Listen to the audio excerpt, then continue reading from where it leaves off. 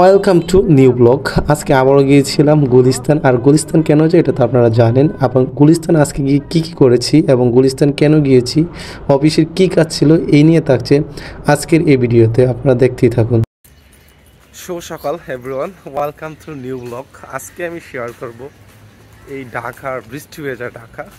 গতকাল বৃষ্টি হওয়ার কারণে রাস্তাগুলো একদম ধুলাবালি মুক্ত, কোনো ধুলা নেই। আজকে যাচ্ছি, এত ভালো লাগতেছে, কারণ গত রাত্রে কালবৈশাখী ঝড় হয়েছে ঢাকায় এবং কিছুটা বৃষ্টিপাত হয়েছে, তার জন্য আজকের এই রাস্তাটা খুব ভালো লাগতেছে। আর গাছগুলা মনে হয় যে নতুন জীবন পেয়েছে, তার চিরচেনা সেই সবুজের নতুন রূপে সে আবারও সাজতেছে, কারণ বসন্তকাল শেষ, বৈশাখ মাসের শুরু, এখন ঘন ঘন বৃষ্টি হবে। তাছাড়া এখন আমি আছি রাজধানীতে, আর এখন ঈদের পর থেকে আমরা এই ঢাকায় একটু এদিক সেদিক যাওয়ার ক্ষেত্রে অনেকটাই ভালো লাগতেছে, কারণ হলো জট খুবই কমে গেছে, যে কারণে যে কোনো জায়গায় মুভ করতে আমাদের অনেকটাই সহজ হচ্ছে।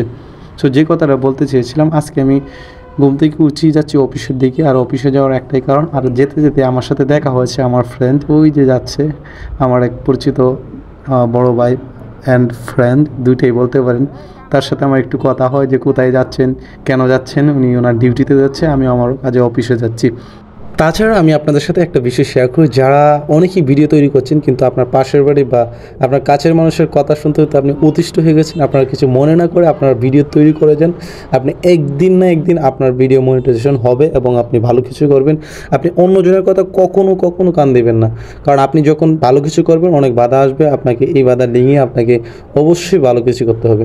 আর আরেকটা বিষয় সবসময় মনে রাখতে হবে, আপনি আপনার যখন সমালোচনা কেউ করবে তখন আপনি সামনের দিকে যেতে পারবেন। যদি আপনাকে নিয়ে কেউ মাথায় না ঘামায়, তাহলে আপনি কি করছেন বা আপনি একজন সেলিব্রিটি হবেন কীভাবে?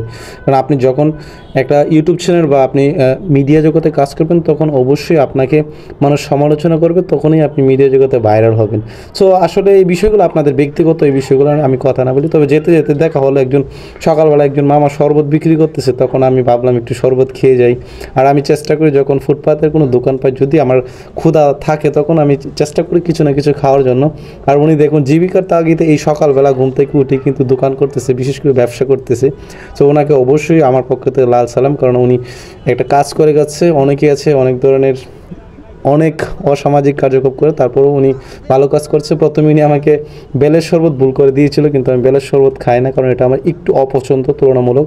আমি অনেকে বলেছি মামা একটা নর্মাল স্বাভাবিকভাবে একটু মিষ্টি বেশি দিয়ে একটা শরবত বানান, এলোবরে একটু বেশি করে দিয়ে শরবতটা ভালো করে বানান। উনি বলে ঠিক আছে, সমস্যা নেই, আমি একটু চিনি মিষ্টি বেশি দিয়েছি, আমি নর্মালি একটু মিষ্টি বেশি খাই। ওনাকে এই কথাটাই বলেছিলাম। তাছাড়া এই শরবতটা মনে হয় অনেকটা ভালো হবে, কারণ ওনার মিক্সিং যে প্রক্রিয়াটা দেখছি, এটা দেখে আমার মনে হচ্ছে যে অনেকটা ভালো হবে। আর উনি খুব গুরুত্ব সহকারে বানাচ্ছিল। বিশেষ করে একটা জিনিস আমি দেখি কি, যারা আপনার ফুটপাতের দোকানদারি করে, তাদের একটা জিনিস ভালো লাগে কি, 10 টাকা 20 টাকাতে আপনি অনেক আবদার করতে পারবেন, যেগুলো আমারও অনেক ভালো লাগে। আসলে একটা জিনিস দেখুন, একটা জিনিস মনে করুন, আপনি 10 টাকা বা 20 টাকার খাবার খাচ্ছেন, কিন্তু আপনার চাহিদা কিন্তু এতগুলো। আসলে মধ্যবিত্তরা একমাত্র বুঝে 10 টাকা 20 টাকার জন্য কতটুকু চাহিদা থাকে। এটা আসলে যারা রিস্কমেন্ট তাদেরকে বোঝানো যাবে না। আপনার আমার মতো যারা আছে, আমার মতো, আমি নিজে একজন মধ্যবিত্ত, আমরাই মাত্র বুঝি 10-20 টাকার কিলো। তো বলতে বলতে এখন আমি যাচ্ছি কিন্তু সেই বিখ্যাত জায়গা বংশালের ভিতর দিয়ে, কারণ এই জায়গাটা সবসময় ব্যস্ততার মধ্যে যায়, কিন্তু ঈদের মৌসুম বিদায় এখন একটু রাস্তাটা ফ্রি আছে, কারণ এই দিকে সবচেয়ে বেশি দোকানপাট, কারণ ব্যবসা বাণিজ্যের সম্পূর্ণ এই জায়গাটাই মানুষ আসে, মানে কোনো কিছু কিনতে হলে পাইকারি দরে যে কোনো কিছু এই পাশটায় আপনি পাবেন। সব কিছু ঢাকার আপনি কেন্দ্রবিন্দু বলতে পারেন, কারণ এই জায়গা থেকে আপনি পাইকারি সব কিছু ছিল, একদম লোহা থেকে শুরু করে শাড়ি টাড়ি যা আছে সব কিছু।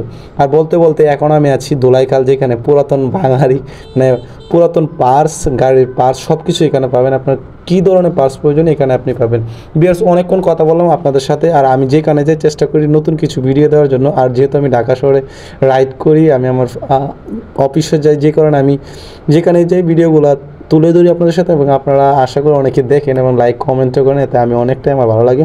সো ভিউয়ার্স, আজকের মতো বিদায় নিচ্ছি, দেখা হবে পরবর্তী কোনো ভিডিওতে। এই পর্যন্ত ভালো থাকুন, সুস্থ থাকুন, আল্লাহ হাফেজ। অবশ্যই আমার চ্যানেলটি সাবস্ক্রাইব করবেন। Thank you for watching everyone.